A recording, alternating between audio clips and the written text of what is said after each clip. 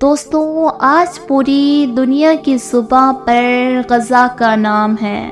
آج غزہ رو رہا ہے، ہر طرف تباہی ہے، بم گر رہے ہیں، معصوم لوگ شہید ہو رہے ہیں۔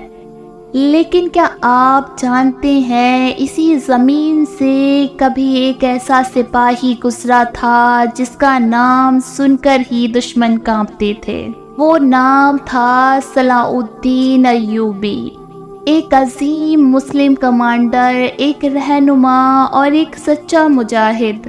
اگر آپ چاہتے ہیں کہ اصلی تاریخ لوگوں تک پہنچے تو ہمارے چینل SH ہسٹری کو ضرور سبسکرائب کریں۔ دوستو، یہ پہلی بار نہیں ہے بلکہ غزہ اور یروشلم صدیوں سے ظلم سہتے آئے ہیں۔ 12ویں صدی یعنی 900 سال پہلے بھی اسلام کے دشمن کرسیڈرز نے فلسطین پر حملہ کیا تھا۔ کرسیڈرز جو یورپ کے عیسائی فوجیوں کا ایک گروپ تھا، ان کا کہنا تھا کہ وہ مسجد الاقصی کو آزاد کرانے آئے ہیں، لیکن ان کا مقصد بیت المقدس یعنی مسجد الاقصی کو زبردستی حاصل کرنا تھا، اور انہوں نے فلسطین پر قبضہ کر اس قدر تباہی مچائی کہ ظلم کا پارا ہائی ہو چکا تھا۔ حالانکہ آج کی طرح اس وقت بھی مسلمان بکھرے ہوئے تھے۔ آپسی اختلافات، فرقہ بندی اور حکومت کے لالچ نے مسلمانوں کو کمزور کر دیا تھا۔ لیکن اسی ٹوٹے ہوئے وقت میں ایک نام اٹھا، صلاح الدین ایوبی، ایک نوجوان مسلم کمانڈر جن کا مشن تھا اپنی زمین اور اپنی عزت کی حفاظت کرنا، یعنی بیت المقدس کو دوبارہ دشمنوں کے قید سے آزاد کرانا۔ دوستوں، صلاح الدین ایوبی 1137 میں عراق کے شہر ترکیت میں پیدا ہوئے، لیکن ان کا بچپن اور جوانی غزہ اور سیریا کے درمیان گزری۔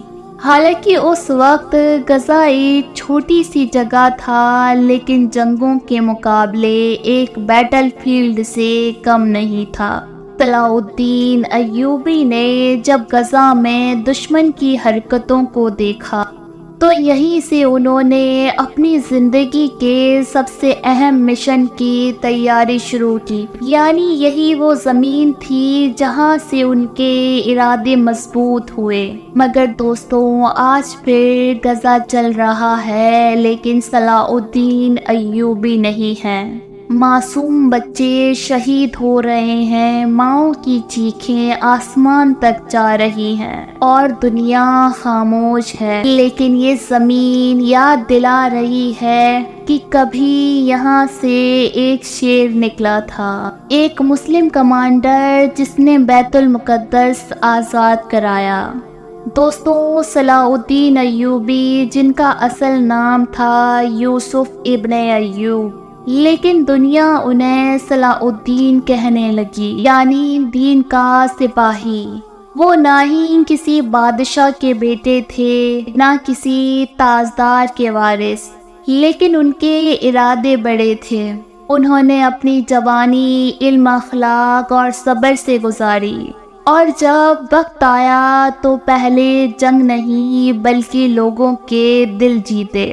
صلاح الدین ایوبی نے سب سے پہلے مسلمانوں کو ایک کیا، مصر، شام، حجاز، سب کو ایک صف میں کھڑا کر ایک سوچ دی، اور 1187 یعنی 20 سال تک عیسائیوں سے جنگ کی، اور آخرکار جنگ حطین کے بعد یروشلم آزاد ہوا۔ لیکن دوستو، ہر جنگ میں ایک اسٹریٹجی تھی، جذبہ تھا، اور سب سے بڑی بات انسانیت تھی۔ 1187 جب صلاح الدین ایوبی نے بیت المقدس فتح کیا، لیکن انہوں نے اپنے دشمنوں سے بدلہ نہیں لیا۔ نہ آگ لگائی گئی، نہ مسجدیں توڑی گئیں، اور نہ ہی چرچ۔ انہوں نے سب کو دکھا دیا کہ اصلی لیڈر کون ہوتا ہے، جو نفرت نہیں امن پھیلاتا ہے۔ آج غزہ پھر سے رو رہا ہے، وہی ظلم، وہی زمین، لیکن صلاح الدین ایوبی جیسا کوئی نہیں۔ آج پھر ضرورت ہے ایک صلاح الدین ایوبی کی، جو فوج سے نہیں بلکہ اپنی سوچ سے کام کرے۔